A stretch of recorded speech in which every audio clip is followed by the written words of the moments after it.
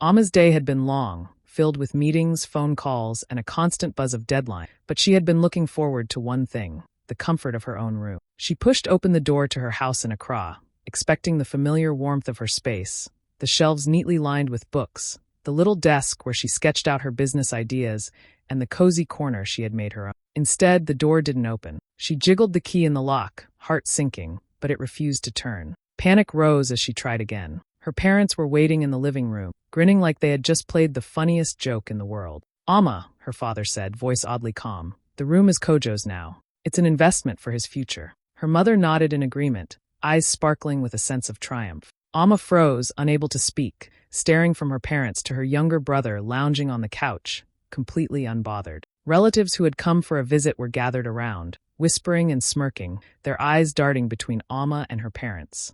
It felt like the floor had been pulled from under her. All her memories, the late nights she had spent turning that room into her sanctuary, the hours she had poured into her studies and work, were suddenly meaningless. Humiliation and disbelief twisted inside her. She wanted to argue, to shout, but the words stuck in her throat as the weight of the betrayal settled like a stone in her chest. Her room, her private world, had been taken without a warning, without a thought for her feeling. In that moment, Amma realized this was more than just about a room. It was about the way her family had chosen sides. Amma didn't know how long she stood on the balcony, staring out over Accra as the sun sank low, painting the city in gold and orange. The warm breeze should have felt comforting, but instead, it seemed to carry every thought she had ever had about her family back to her, magnified. Her chest felt tight, a mix of anger and disbelief twisting inside her. How could they take her room like it meant nothing? She thought about all the nights she had stayed up, eyes burning, working on school projects, planning her business, trying to carve a future for herself. She remembered the part-time jobs she had done,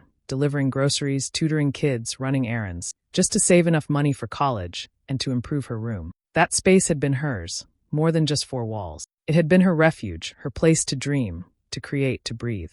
Every poster, every book, every little decoration had been carefully chosen to reflect her personality and her ambitions. And now, it had been ripped away without a second thought. Amma's mind wandered to her parents. She had known for years that they favored Kojo, always excusing his laziness, celebrating his smallest achievements while her own went unnoticed. She had tried to ignore it, telling herself she didn't need their approval, that her success was enough. But this was deliberate. This was humiliation served cold, right in front of the entire family. And as she watched the last rays of sunlight glint off the city, a quiet, fierce anger started to rise inside her. She didn't yell. She didn't storm back into the house. Instead, she clenched her fists and breathed slowly, feeling the rage settle into something sharper, more controlled. This was not a moment for drama. It was a moment for strategy. Amma's mind began turning, plotting her response with precision. She would not let them win. She would not be the powerless one in this story. For the first time in a long while, she allowed herself to smile, not because she was happy, but because she realized she had the tools to fight back. They had taken her room thinking she would crumble, but they didn't know that Amma didn't just survive challenges, she turned them into victory. She would take back control, in a way they would never forget, and the thought made her heart race.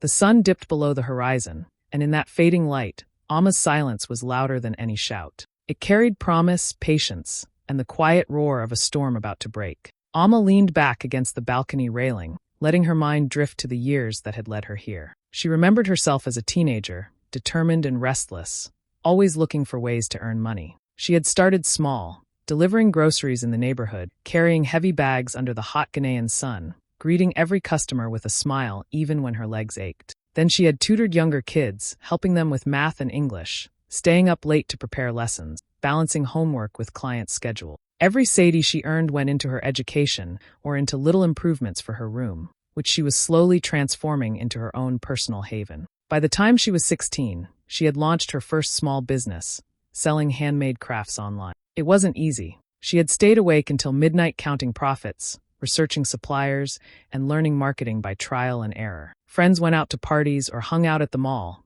but Amma stayed home, focused on her goals. Every achievement felt like a step toward independence, toward proving that she could shape her own life. That room, her sanctuary, was a symbol of that independence. It was where she planned her dreams, sketched out her ideas, and reminded herself daily of what she was capable of. And then there was Kojo. Her younger brother seemed to float through life without the same effort. He played video games for hours, traveled whenever he wanted, and spent money without a second thought. Their parents cheered him on, always quick to excuse his mistakes, always quick to praise his smallest successes. Amma had tried not to let it bother her, focusing on her own path, telling herself that hard work would eventually pay off. But the favoritism had always stung, a quiet reminder that even her sacrifices didn't make her the chosen one. Now, thinking about the room they had taken from her, the unfairness hit harder than ever. Every late night, every dollar earned, every careful decision that had gone into that space. It was gone, or so it seemed. Her parents hadn't asked her, hadn't even considered how she might feel. In an instant, the room that had represented freedom, pride, and independence had become a symbol of everything she had been denied: respect, recognition, and fairness. Yet as she stared into the distance, feeling the anger simmer beneath her skin, Amma realized something else. That room might have been taken from her, but her hard work could never be erased. Every lesson, every hustle, every sacrifice she had made had built her into someone capable of taking control. Losing the room hurt, yes, but it also lit a fire. This wasn't just about a space on the floor plan of a house. It was about claiming what she had earned, standing tall, and proving that her years of effort had meaning, no matter what anyone else said. The memory of her hard work reminded her of one thing: she was stronger than they believed, and she wasn't finished yet. That evening, Amma sat at the dinner table, trying to eat, but her appetite was gone. The aroma of her mother's cooking filled the air, yet it couldn't soften the sharp tension between her and her parents. Kwesi, her father, leaned back in his chair, a satisfied smile playing on his lips. "Amma, you need to understand," he said, his tone firm but calm. "Kojo needs this room to grow into the young man he's meant to be." Her mother, Abina, nodded eagerly, adding, "You have your career now, Amma. You don't need a room the way you used to. He needs a space of his own." Their words weren't gentle suggestions. They were declarations, meant to make Amma feel small. Around the table, cousins and neighbors exchanged knowing glances, their smiles smug, their whispers low. One cousin murmured to another, loud enough for Amma to hear, "She's being selfish. Can't she just let him have it?" The humiliation washed over her in waves. Every bite felt tasteless, every laugh around the table like it was meant to mock her. She thought about the late nights she had spent studying, the sacrifices she had made, and the dreams she had built in that room. It wasn't just a room, it was her independence, her sanctuary, the proof of her effort. And here they were, treating her achievements as if they were meaningless, framing her anger as selfishness. Her hands clenched in her lap, hidden beneath the table. Amma could feel her parents' words trying to chip away at her confidence, trying to make her doubt herself. But instead of breaking, a spark lit inside her. Their justifications, their smirks, their casual dismissal of her feeling, it all revealed their arrogance, their underestimation of her. If they thought she would quietly accept this, they were wrong. She began to plan quietly in her mind. Every excuse they gave, every whisper from relatives, would fuel her next move. This wasn't just about a room anymore. It was about respect, about proving that her hard work and her voice mattered. Amma could see clearly that reclaiming control wouldn't come from argument or pleading. It would come from strategy, from patience, from acting at the right moment when they least expected it. As the dinner carried on, Amma kept her face calm, even polite, nodding at the conversation as if she accepted their reasoning. But inside, her resolve hardened. The betrayal, the public humiliation, the favoritism, it would all be turned into power. They had taken her room thinking it was just a simple act of parenting. They didn't know that every insult, every dismissal, had strengthened her. By the end of the evening, Amma had made a silent promise. She would not just reclaim what was hers, she would reclaim the dignity and independence that they had tried to strip from her. And this time, they wouldn't see it coming. That night, Amma sat on her bed, the room feeling smaller without her belongings filling it, but her mind was wide open, racing faster than it had in months. She pulled out the family property deeds she had tucked away in a drawer months ago, thinking she might never need them. Her eyes scanned the pages carefully, heart pounding as she read the legal words over and over. And then she saw it, her name, clearly listed as a joint owner of the house. Every room, every corner, every brick, legally she had an equal claim. A wave of realization hit her. If they could take her room without a word, then she had the power to take back control, more than they could ever imagine. The thought sparked something daring, wild, and thrilling. She could sell the house. The entire house.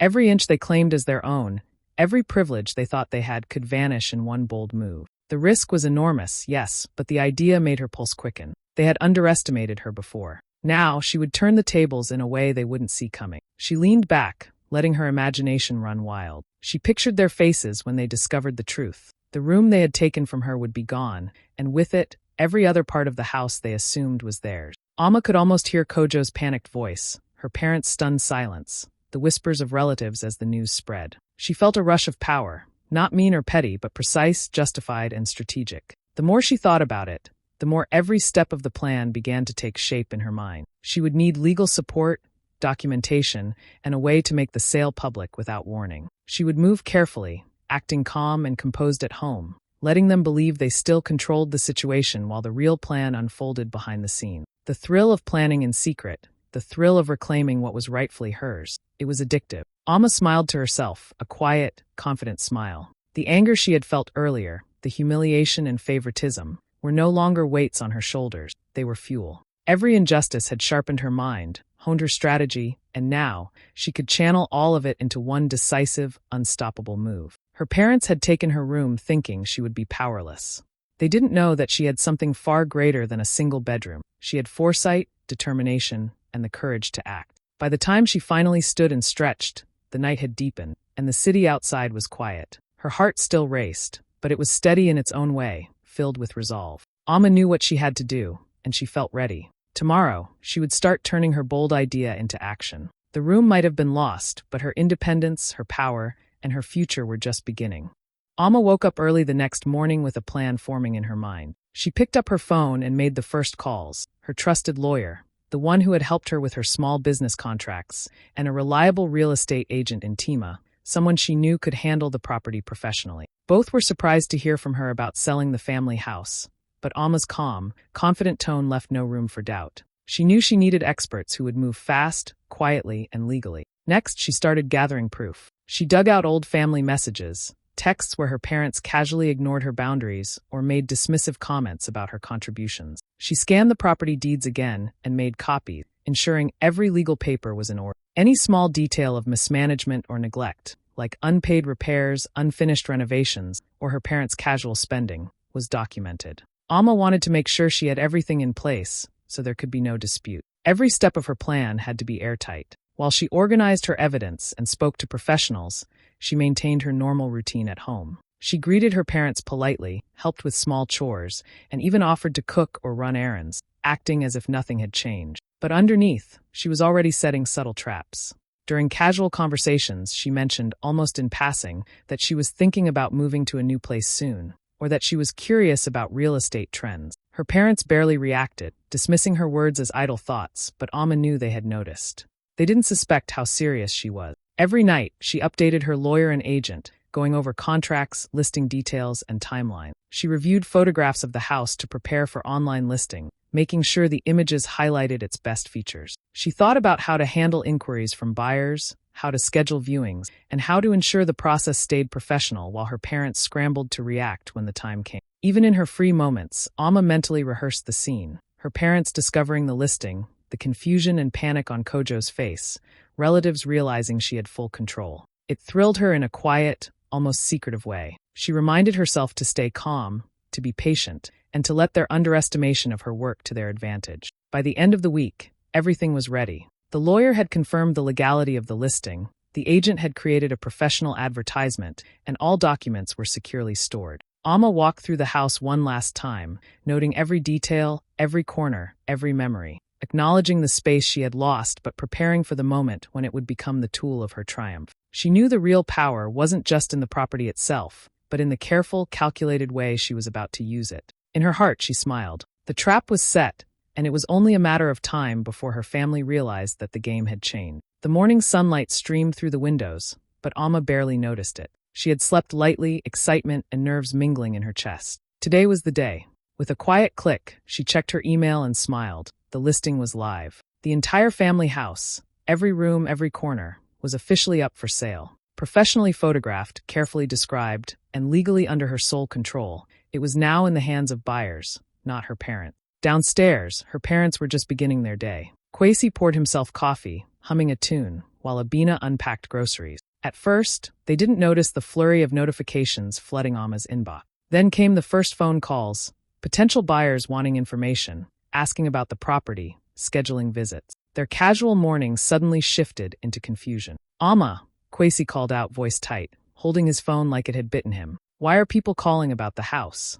Abina's eyes widened as she scrolled through messages. "What how?" she stammered. Panic crept into her tone, the confidence of the past days melting away. Kojo, who had been lounging on the couch playing a game, froze, controller still in hand. When he peeked at the screen, he paled. Wait, what?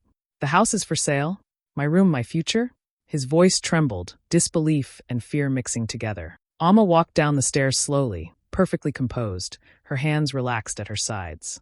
She didn't shout, she didn't demand attention. She simply watched. Their stunned faces, the scrambling, the whispered conversations. Every reaction was a confirmation of her plan's effectiveness. She felt a quiet thrill as the realization sank in for them. They hadn't considered that she had the legal power, the evidence, or the courage to act. The room they had taken so lightly was just the beginning. Her parents tried to speak, but words stumbled over one another. Kwesi tried to assert control, suggesting they call the lawyer, but Amma calmly reminded him she had already done that, and everything was above board. Abina opened her mouth, shut it, then stared at her daughter with a mix of disbelief and fear. Kojo ran around, frantically asking questions about what would happen to his future room, but no one had answers for him. Amma's mind stayed calm, even as her heart raced with satisfaction. She imagined the viewings, the inquiries, the growing interest from buyers. Every detail had been handled. She had turned humiliation into power, favoritism into fuel. The family had acted as if they owned the house, as if her voice didn't matter. But now, they were learning the hard way that she did. As she walked back to the balcony, phone in hand, Amma allowed herself a small smile. The sun was higher now, casting long shadows over Accra, but inside her, a different light had taken hold, one of control, justice, and quiet triumph. The house was for sale, and she had orchestrated every moment. The panic she watched unfold wasn't cruel. It was proof that she had taken back what was hers, cleverly, calmly, and completely. Today, Amma's power was undeniable.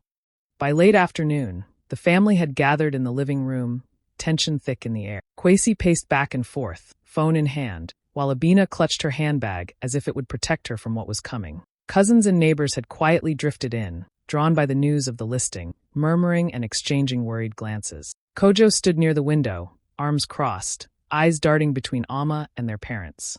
The silence was heavy until Kwesi finally spoke, voice sharp. Amma, we need to know, why are you selling the house? Amma stood tall, her expression calm and composed. She didn't shout, she didn't plead. Instead, she took a deep breath and let her words land carefully, deliberately. I'm selling because this house belongs to me just as much as it does to anyone else, she said. I've tried to respect this family, to respect your choices, but my boundaries were ignored. My room was taken without my consent, and that wasn't just unfair, it was a pattern. I've worked hard for my independence, and it's time that's recognized. She handed over the neatly organized folder she had prepared, copies of the property deeds, messages showing her parents dismissing her concerns, photographs documenting the condition and care she had put into her room, and notes highlighting mismanagement of the property. One by one, relatives leaned forward, scanning the documents. Whispers filled the room, softer now, curious rather than mocking. Kojo's face fell as he read a portion of the texts where his parents had laughed off Amma's complaints about the room. I didn't realize, he stammered, eyes wide. Abina's mouth opened, then closed, while Kwesi's jaw tightened. Amma continued, this isn't about revenge. It's about fairness. Every inch of this house is legally mine, and every decision has to consider that. I've acted responsibly. You didn't respect me, and now I'm taking control in the only way I can. The atmosphere shifted. Cousins who had previously nodded at the parents' justifications now exchanged glances of surprise, some even nodding slightly toward Amma. Neighbors murmured in agreement, voices low but approving. The courage and careful planning behind Amma's actions were becoming clear. She wasn't acting out of spite, she was asserting what was rightfully hers, and she had done so with precision and professionalism. Kwesi opened his mouth, clearly wanting to argue, but the folder in Amma's hand, the clear evidence, and the calm confidence in her voice left him momentarily speechless. Even Abina's attempts to redirect the blame faltered under Amma's quiet authority. In that moment, the room that had been taken became more than just a bedroom. It became a symbol of every small injustice, every dismissed effort, and every unacknowledged sacrifice Amma had made. By the end of the confrontation, the dynamic had shifted. Relatives who had once sided with her parents now quietly respected Amma's stand. Even Kojo looked at her with a mix of awe and worry. Amma had not just defended herself, she had rewritten the rules. The house, the room, and her rightful ownership had become a testament to her courage, strategy, and unshakable resolve. For the first time, the family could see her not just as a daughter or sister, but as someone capable of commanding respect, and they could no longer ignore it. Weeks passed, and the sale of the family house moved forward smoothly. Amma stayed closely involved, working with her lawyer and the real estate agent to make sure everything was done properly. She negotiated terms carefully, ensuring that the proceeds would give her financial freedom and independence. Every decision she made was deliberate, a reflection of the hard work and planning that had brought her here. When the final agreement was signed, the sense of accomplishment was overwhelming. She had turned a painful betrayal into a decisive victory, and the reality of her independence finally sank in. Her parents and Kojo were left to deal with the aftermath. Kwesi spent hours pacing the now empty house, finally forced to confront how his favoritism had caused rifts in the family. Abina sat quietly, reflecting on how dismissing Ama's feelings had backfired. Kojo, who had once thought of the room as his future, was left with a mix of confusion and regret. The consequences of their choices were inescapable, and Ama knew that their reflection, while belated, was necessary. She didn't feel satisfaction in their regret alone. What mattered most was that she had reclaimed control and proven her worth to herself, above all else. With the house sold, Ama moved into her new apartment in OSU, a lively and vibrant part of Accra she had always admired. The space was hers entirely, chosen by her, decorated exactly as she wanted, and filled with her energy and creativity. Walking through the apartment for the first time, she felt a lightness she hadn't experienced in years. This was her life, her rules, and her freedom. Every corner reminded her of the independence she had fought for and earned. Financial security came with the sale, but the emotional liberation was even more profound. No longer would she be at the mercy of favoritism, overlooked efforts, or unacknowledged sacrifices. She had built a foundation that could not be shaken, a life she controlled fully. Her success wasn't about taking revenge. It was about taking her life back and moving forward on her own terms. Ama spent her first evening in the new apartment quietly, reflecting on the journey that had brought her here. The betrayal, the humiliation, the planning, and the confrontation had all led to this moment of triumph. She thought about how far she had come, from the young girl delivering groceries and tutoring kids to the woman who could command respect, assert her rights, and secure her future. As night fell over OSU, Ama opened her windows to the city lights, feeling the cool breeze and the hum of life outside. She smiled to herself, proud and content. The house, the arguments, and the past no longer held power over her. She was free, independent, and ready to embrace the next chapter of her life fully. Financially secure, emotionally liberated, and stronger than she had ever been. Her journey had ended in triumph, and for the first time in a long time, Ama felt entirely at peace. Ama's new apartment in OSU buzzed with warmth and laughter that evening. Close friends filled the space, their faces lit with smiles and excitement, celebrating not just a house, but the freedom and independence Ama had fought so hard to achieve. The rooms, bright and carefully decorated, reflected her personality, organized, creative, and full of life. Plates of food and the soft clink of glasses created a comforting background as conversations flowed easily, the kind of chatter that makes a place feel like home. When the moment felt right, Ama raised her glass. Everyone quieted, attention turning toward her. She spoke softly but firmly, her voice carrying the weight of everything she had endured. "They took my room, thinking I'd be powerless. Today I took back my life," she said. The room went silent for a heartbeat before applause and cheers broke out, friends nodding and smiling, some wiping away tears. Her words weren't just about her victory. They were about courage, fairness, and reclaiming what had been taken. Over the next few days, her story spread quickly. Local media picked up the tale, social circles buzzed with admiration, and messages poured in from people who had faced similar struggles in families, workplaces, or communities. Ama became an example of how careful planning, patience, and bold action could turn injustice into empowerment. People were inspired not just by her success, but by the way she handled betrayal and humiliation with intelligence and calm determination. That night, as the gathering slowly wound down, Ama looked around her apartment and felt a deep sense of satisfaction. This was more than a housewarming. It was a celebration of independence, resilience, and control over her own life. The journey had been difficult, but standing there among friends, smiling and proud, she knew every risk and every step had been worth it. She had reclaimed her life, her dignity, and her future, and nothing could take that away.